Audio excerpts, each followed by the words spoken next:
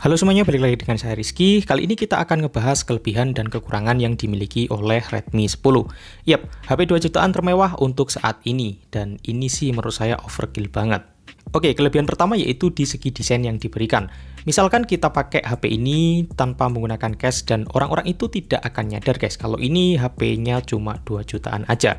Di bagian belakang di sini terdapat kamera yang cukup gede dengan style yang kekinian mengikuti brand-brand baru yang dikeluarkan oleh Xiaomi.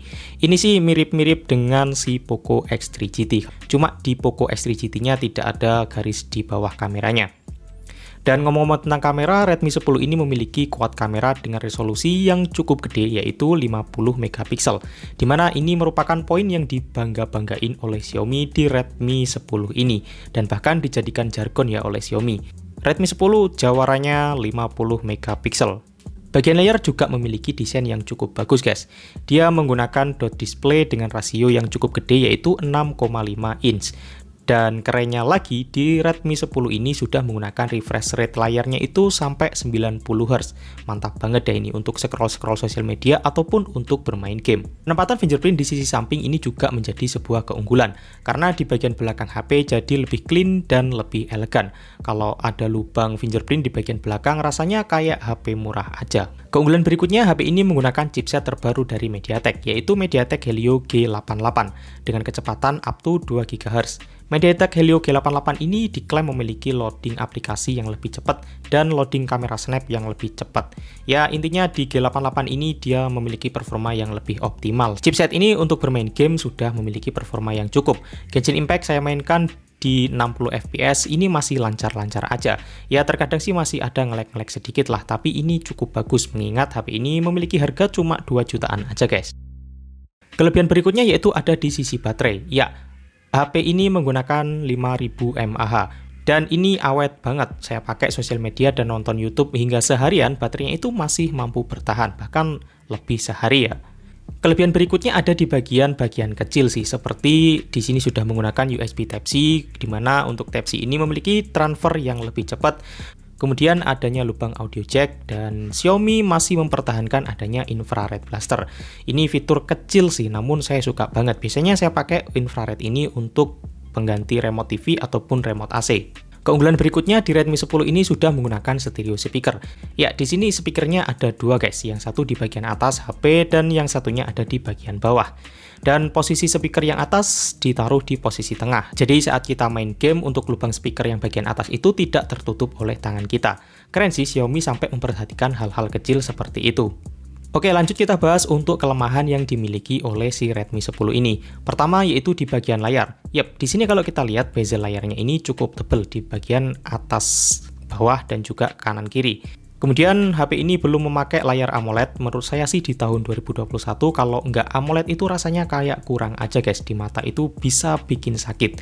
Tapi aku tahu diri kok kalau HP ini harganya cuma 2 juta aja. Ya kalau kita memang maksain untuk pakai layar AMOLED ya opsinya kita beli aja di versi yang Redmi Note 10. Yang harganya juga sama ada di 2 jutaan, namun bukan baru ya, tapi second. Kemudian kelemahan berikutnya Redmi 10 ini tidak memiliki NFC, di mana untuk saat ini NFC itu kayak menjadi hal yang cukup penting ya, karena di sini untuk top up dan pembayaran itu kita akan lebih mudah jika ada NFC di HP kita.